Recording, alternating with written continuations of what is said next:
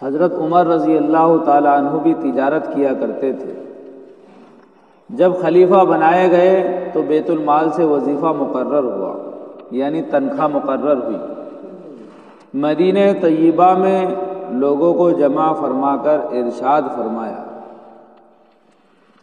کہ میں تجارت کیا کرتا تھا، اب تم لوگوں نے اس کام میں مشغول کر دیا ہے، یعنی اب میں خلیفہ مقرر کر دیا گیا ہوں، اس لیے اب گزارے کی کیا صورت ہو؟ لوگوں نے مختلف مقداریں تجویز کی۔ حضرت علی کرم اللہ وجہہ چپ بیٹھے تھے۔ حضرت عمر رضی اللہ تعالیٰ عنہ نے دریافت فرمایا، یعنی پوچھا کہ تمہاری کیا رائے ہے؟ تو حضرت علی رضی اللہ تعالیٰ عنہ نے فرمایا کہ توسط کے ساتھ جو تمہیں اور تمہارے گھر والوں کو کافی ہو جائے، اتنا لے لیا جائے۔ حضرت عمر رضی اللہ تعالیٰ عنہ نے اس رائے کو پسند فرمایا اور قبول کر لیا، اور متوسط مقدار تجویز ہو گئی۔ اس کے بعد ایک مرتبہ ایک مجلس میں، جس میں خود حضرت علی رضی اللہ تعالیٰ عنہ بھی تھے اور حضرت عثمان رضی اللہ تعالیٰ عنہ بھی تھے، حضرت زبیر، حضرت طلحہ رضی اللہ تعالیٰ عنہما بھی شریک تھے، یہ ذکر آیا، اس بات کا ذکر کیا گیا کہ حضرت عمر رضی اللہ تعالیٰ عنہ کے وظیفے میں اضافہ کرنا چاہیے تاکہ گزر بسر میں تنگی نہ ہو، مگر ان سے عرض کرنے کی ہمت نہ ہوئی، اس لیے ان کی صاحبزادی حضرت حفصہ رضی اللہ تعالی عنہا، جو حضور صلی اللہ علیہ وسلم کی بیوی ہونے کی وجہ سے ام المؤمنین بھی تھی، ان کی خدمت میں یہ حضرات تشریف لے گئے اور ان کے ذریعے سے حضرت عمر رضی اللہ تعالی عنہ کی اجازت اور رائے معلوم کرنے کی کوشش کی، اور ساتھ ہی یہ بھی کہہ دیا کہ ہم لوگوں کے نام معلوم نہ ہوں۔ جب ان کے پاس خبر پہنچوائی تو یہ بھی کہہ دیا کہ یہ مت بتانا کہ یہ کون تھے۔ حضرت حفصہ رضی اللہ تعالی عنہا نے جب حضرت عمر رضی اللہ تعالی عنہ سے اس کا تذکرہ کیا تو چہرے پر غصے کے آثار ظاہر ہوئے۔ حضرت عمر رضی اللہ تعالی عنہ نے ان لوگوں کے نام دریافت کیے، معلوم کیا کہ وہ کون لوگ تھے۔ حضرت حفصہ رضی اللہ تعالی عنہ نے عرض کیا کہ پہلے آپ کی رائے معلوم ہو جائے۔ حضرت عمر رضی اللہ تعالی عنہ نے فرمایا کہ مجھے ان کے نام معلوم ہو جاتے تو ان کے چہرے بدل دیتا، یعنی ایسی سخت سزائیں دیتا کہ منہ پر نشان پڑ جاتے۔ تو ہی بتا کہ حضور کا عمدہ سے عمدہ لباس تیرے گھر میں کیا تھا؟ انہوں نے عرض کیا کہ 2 کپڑے گیروی رنگ کے، جن کو حضور جمعے کے دن یا کسی وفد کی وجہ سے پہنتے تھے، کوئی مہمان آ رہے ہیں یا جمعے کا دن ہے، نماز پڑھانا ہے، خطبہ دینا ہے، اس لیے یہ 2 کپڑے استعمال ہوتے تھے، 2 جوڑے تھے آپ کے پاس جن کو آپ استعمال فرمایا کرتے تھے۔ پھر فرمایا کہ کون سا کھانا تیرے یہاں عمدہ سے عمدہ حضور نے کھایا؟ عرض کیا کہ ہمارا کھانا جو کی روٹی تھی، ہم نے گرم گرم روٹی پر گھی کے ڈبے کی تلچھٹ الٹ کر اس کو ایک مرتبہ چپڑ دیا تھا، تو حضور نے خود بھی اس کو مزے لے کر نوش فرمایا تھا اور دوسروں کو بھی کھلایا تھا۔ فرمایا کون سا بسترا عمدہ تھا جو تیرے یہاں حضور کے لیے بچھایا جاتا تھا؟ تو عرض کیا کہ ایک موٹا سا کپڑا تھا، گرمی میں اس کو چوہرا کر کے بچھا لیتے تھے اور سردی میں آدھے کو بچھاتے اور آدھے کو اوڑھ لیتے تھے۔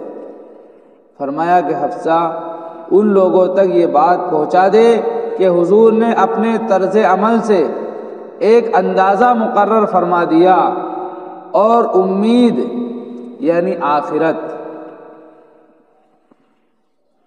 آخرت پر کفایت فرمائی، میں بھی حضور کا اتباع کروں گا۔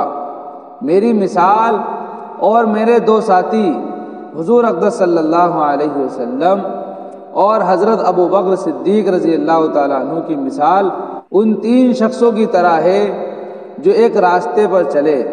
پہلا شخص ایک توشہ لے کر چلا اور مقصد کو پہنچ گیا، دوسرے نے بھی پہلے کا اتباع کیا اور اسی کے طریقے پر چلا، وہ بھی پہلے کے پاس پہنچ گیا، پھر تیسرے شخص نے چلنا شروع کیا۔ اگر وہ ان دونوں کے طریقے پر چلے گا تو ان کے ساتھ مل جائے گا، اور اگر ان کے طریقے کے خلاف چلے گا تو کبھی بھی ان کے ساتھ نہیں مل سکے گا۔ یہ جذبہ تھا صحابہ کرام کے اندر کہ جیسا نبی نے کیا ہے ویسا ہی مجھے کرنا ہے۔ یہ حالات بیان کیے جا رہے ہیں حضرت عمر رضی اللہ تعالیٰ عنہ کے، اور خود ان کے صاحبزادے کا عمل دیکھیے، حضرت عبداللہ ابن عمر، کافی نام ان کا حدیثوں میں آتا ہے کہ جب راستے سے گزرتے تھے تو ایک جگہ پر خود اپنے سے ٹھوکر مارتے اور گر جاتے، پھر اٹھ کر کھڑے ہو جاتے اور چلنے لگتے۔ لوگ یہ معلوم کرتے کہ حضرت ایسا کیوں کر رہے ہو؟ تم اس پتھر کی ٹھوکر سے بچ سکتے تھے، آسانی سے نکل سکتے تھے۔ تو آپ یوں عرض کرتے، آپ یوں فرماتے کہ میرے نبی کو یہاں پر ٹھوکر لگی تھی، اس لیے میرے دل نے اس بات کو گوارا نہیں کیا کہ میں ایسے ہی نکل جاؤں اور مجھے ٹھوکر نہ لگے۔ میں چاہتا ہوں کہ نبی کے اس عمل کی بھی اتباع کروں۔ حالانکہ یہ عمل کوئی ان کو پر کرنا ضروری نہیں تھا، لیکن یہ نبی سے محبت کی انتہا تھی۔ انہوں نے سب کچھ اپنا دین پر، اللہ کے نبی کی محبت پر، اللہ کی محبت پر قربان کر دیا۔ جذبات انہوں نے سارے اللہ اور اس کے رسول کی محبت سے بھر رکھے تھے، اس لیے چھوٹی چھوٹی باتوں کا بھی خیال کیا کرتے تھے۔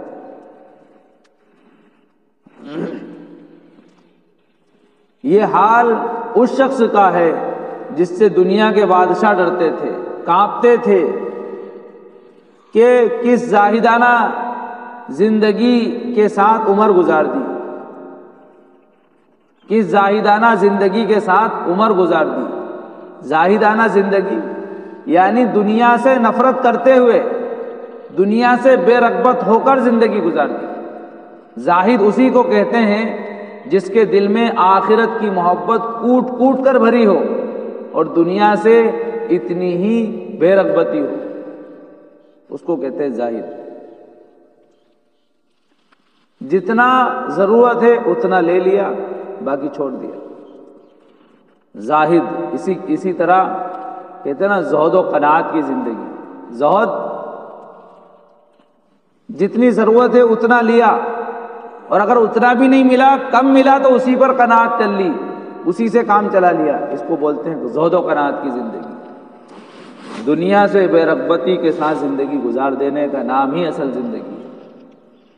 ایک دل میں دو محبتیں جمع ہو ہی نہیں سکتی، یا تو خالق کی محبت یا مخلوق کی محبت۔ خالق وہ جس نے سب کو پیدا کیا، پوری انسانیت کو پیدا کیا اور تمام مخلوقات کو پیدا کیا۔ اگر اس کی محبت دل میں ہے تو فبیہا، بہت ہی اچھی بات ہے، لیکن اس کی محبت کے علاوہ کسی اور کی محبت ہے جو خالق کی محبت سے زیادہ ہے تو خطرے کی بات ہے۔ تو دو محبتیں ایک دل میں جمع نہیں ہو سکتی، یا تو اللہ کی محبت رہے گی یا مخلوق کی محبت رہے گی، ساز و سامان کی محبت رہے گی، لاؤ و لشکر کی محبت رہے گی۔ اس کا یہ مطلب نہیں ہے کہ انسان سب سے کنارہ کش ہو جائے، سب سے قطع تعلق کی اختیار کر لے اور سب سے دامن بچا کر ایک کونے میں بیٹھ جائے، صرف اللہ کی محبت ہی کا غلبہ رہے، یہ مطلب نہیں ہے۔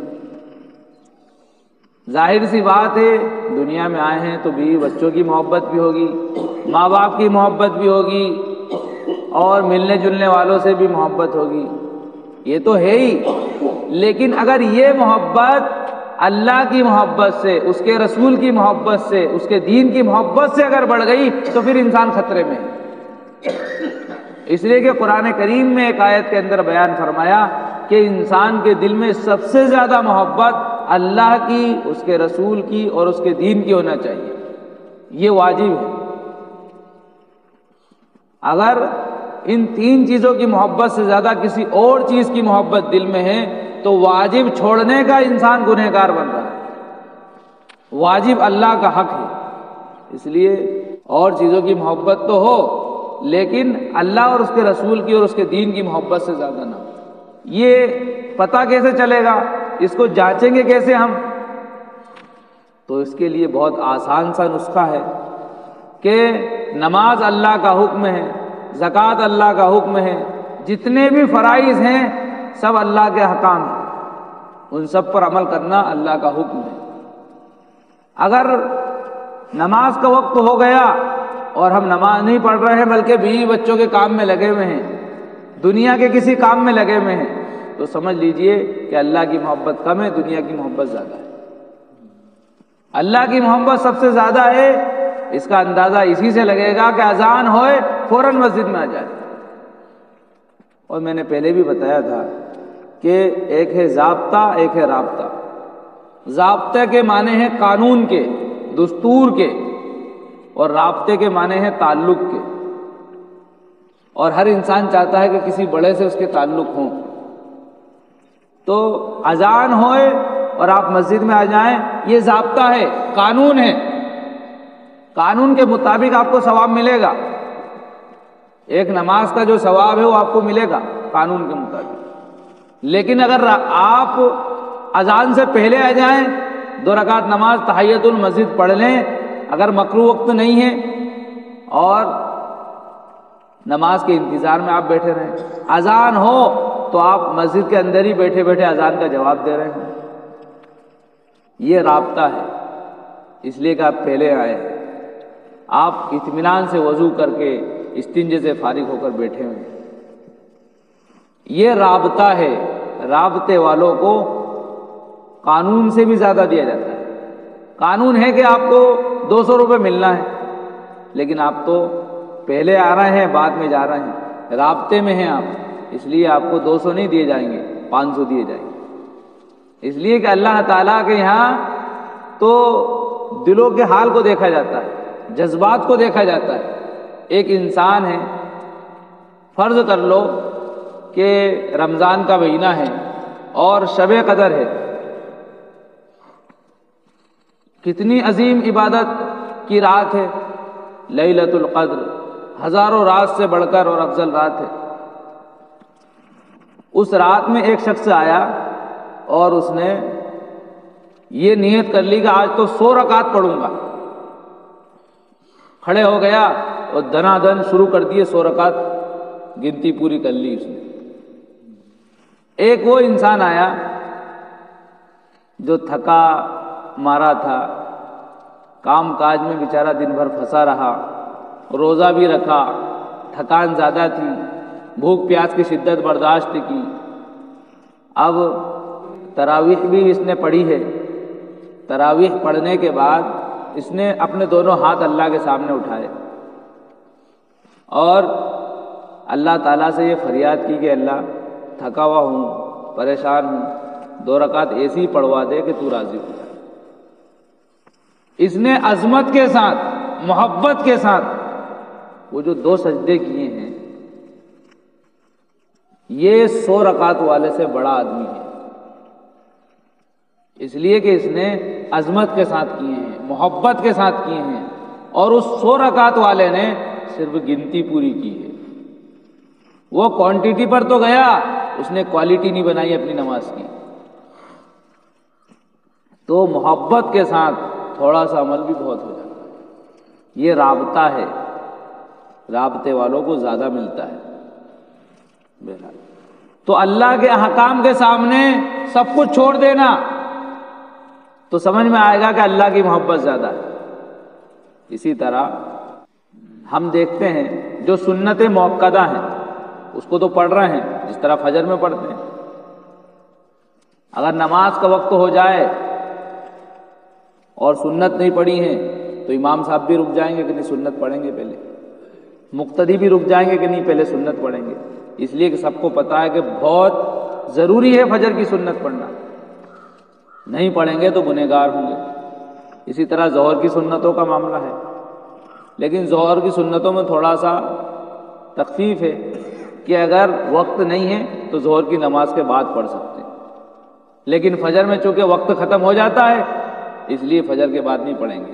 اگر وقت ہے تو بھی سنت فجر کے بعد نہیں پڑھیں گے, اشراق کے وقت پڑھیں گے, لیکن یہ مقتدی کے لیے ہے, امام صاحب کے لیے نہیں ہے.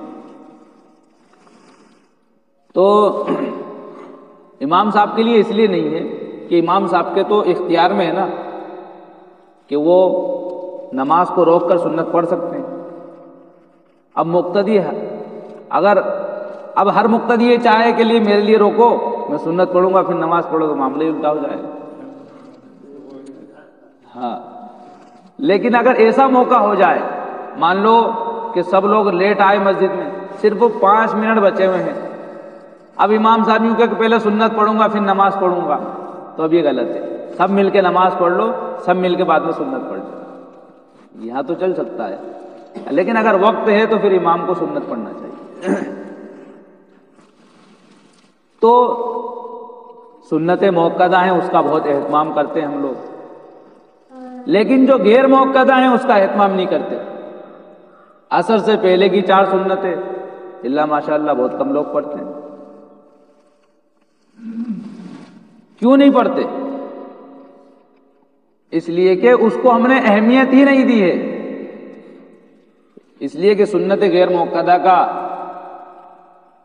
ہم نے سن رکھا ہے کہ پڑھو تو ثواب, نہیں پڑھو تو کوئی گناہ نہیں ہے, اس لیے ادھر اہمیت ہی نہیں دیا. تو نبی کی سنتوں کو عظمت کے ساتھ محبت کے ساتھ پڑھنا, پتہ چلے گا کہ اس کے دل میں نبی کی محبت ہے. اور اگر نہیں پڑھ رہا ہے تو سمجھ میں آئے گا کہ اس کے دل میں عظمت نہیں ہے, محبت نہیں ہے.